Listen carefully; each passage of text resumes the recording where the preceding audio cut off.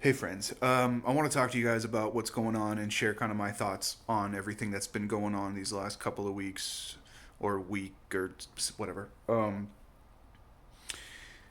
Fair warning, this is probably going to be long. I'm going to try my best not to get angry. I'm going to try my best not to cuss, but no guarantees on any of that stuff.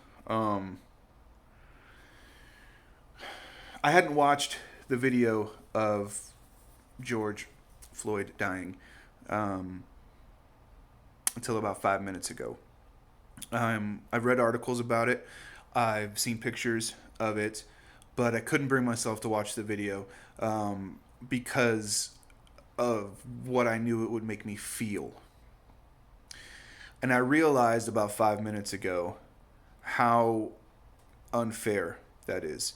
Um, that this man lost his life after having a police officer hold his knee against his throat for over 8 minutes. And the report today was released that he died from asphyxiation. Um, and I realized he died on that street and he lost his breath. And the least I can do is show him the respect of being there with him in those final moments and allowing myself to go ahead and feel that pain, to feel that anger, to feel something. Um, and I've been silent for a long time because I didn't know what to say. I am not one of those people that like to just share memes or share just articles or whatever. There's nothing wrong with people that do that. I think a lot of times it's because they don't know what to say, they don't know how to express their feeling, and they find someone else that can say it better or an article that sums it up better or whatever, and that's amazing. Um, I can't do that. I hold myself to a higher um, I don't know. Basically, what I'm trying to say is, I think my words are one of my greatest strengths that I have in my life. And when things like this happen, that I owe it to the justice that needs to be served to make sure that I'm using my own words. And honestly, I still don't even know what to say, but I've been silent for too long on it, and I can't be silent anymore. And for my black friends out there, I hope you know me well enough to know that my silence didn't mean I wasn't supporting you or standing in that fight with you. It was just I didn't know what to say. There's a lot of stuff going on right now of rioting and looting and vandalism and everything. And unfortunately, that is causing a lot more anger coming out of it and stuff. And you know what? Here's the thing 100% it's okay to be angry and disappointed and upset about people that are rioting and looting and vandalizing and destroying property. And a lot of these people are getting, losing their livelihood and stuff, getting caught up as an innocent bystander in the cross war or the crossfire of everything that's going on. It's okay to be upset at that. That doesn't mean you're a racist. It doesn't mean you don't understand any of that stuff. The problem comes when that's the only thing you're upset about. The problem comes if this is the first time you are kind of raising your voice and saying, "Oh, we should stop this." Um, that's like surviving like a 6.7 earthquake and have the house crumble down all over you, and then being mad at a 4 or like a 3.5 aftershock because it knocked over your favorite painting and being like, "Oh, that was the aftershock's fault." Um, all of this violence that's coming after this is an aftershock to the greater earthquake that is this systematic racism that we have been seeing time and time again. And I'm watching videos where we say his name, and they say his name.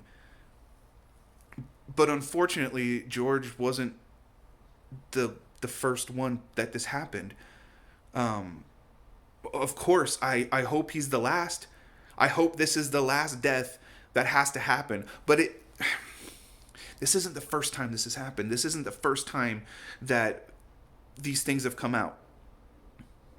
And every time it happens, it leads to something similar to this. Maybe this is bigger than it was last time, but that's because what happened last time, there might be some localized rioting or looting or whatever, and ultimately also some kind of localized protesting and stuff. Why it's a little bit more widespread now is because nothing happened after last time. And if nothing happens after this time, the next time it happens, it's going to be even worse. I also think it's coming when the pressure is so on right now because of everything else going on in our world, everything else of us being in quarantine, being locked up, and the pressure going high. And a match was thrown to something that was already highly pressurized. So I struggle so much with the idea of what is happening. And I'm reading these articles and I'm watching these things. And okay, and here's the thing that I want to talk about. So I didn't mention protesters because I don't think there's anything wrong with protest. Protesting is great. There's nothing wrong with that. But the hard part is a lot of times these protests, like a small group of them break off. And I'm not judging them. I'm not saying whether they had good intentions or not. I'm not even talking about the white people that have come in and are vandalizing stuff that has nothing to do with the racism that's happening. That's just them, probably because we've been so locked up in quarantine, going crazy and being angry and lashing out at something and just using this as an excuse, which is a fucking disgrace. It is such a dishonor to the man who lost his life to use this as an example for you to do something just so stupid and foolish and selfish. So, but I'm not even talking about that.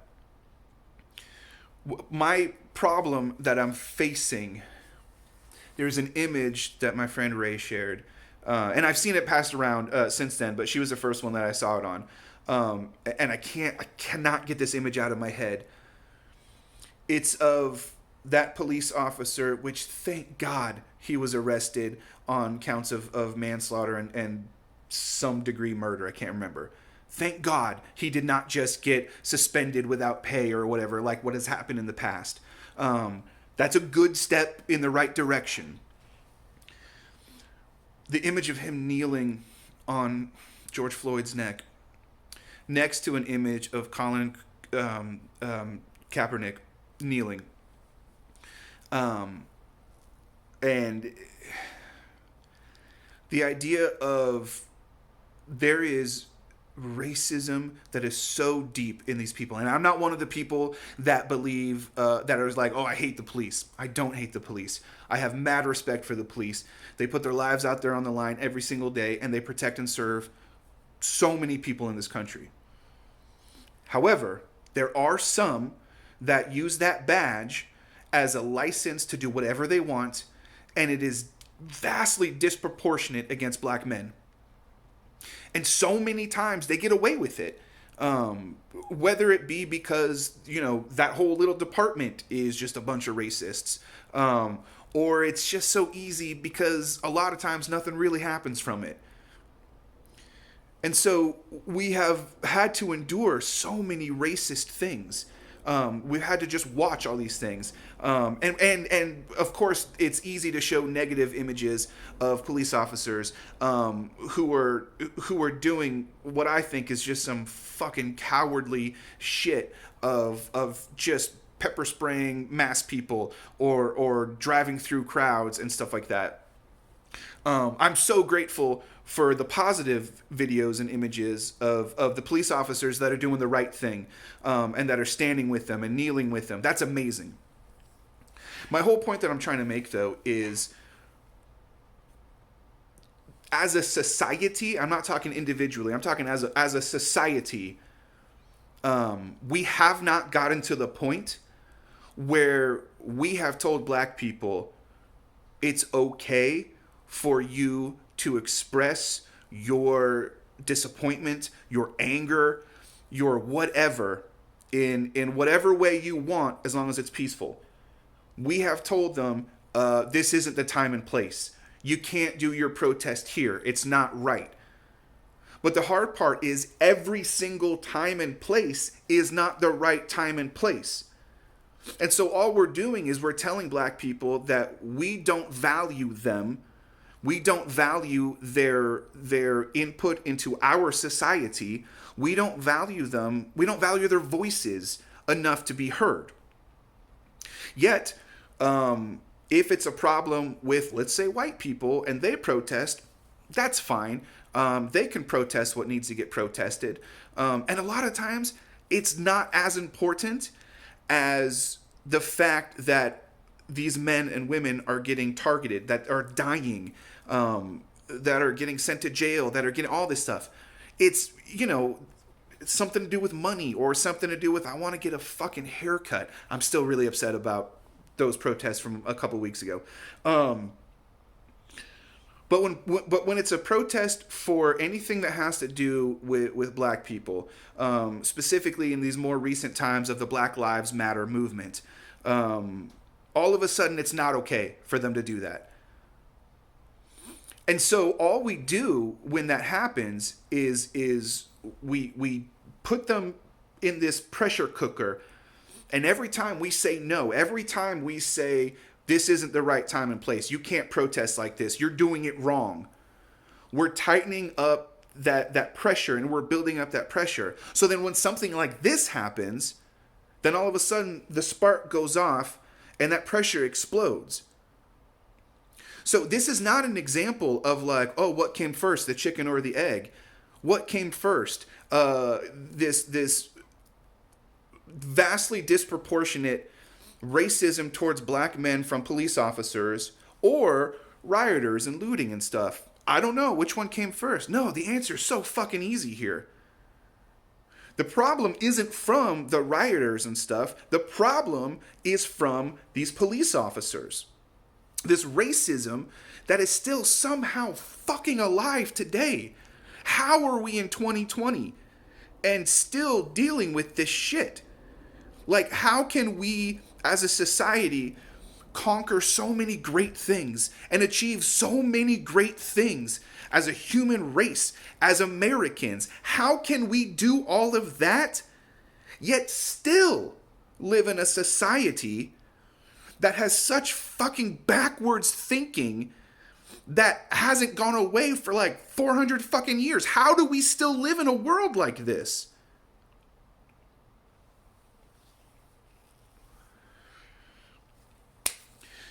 The reason we still live in a world like this is because nothing changes.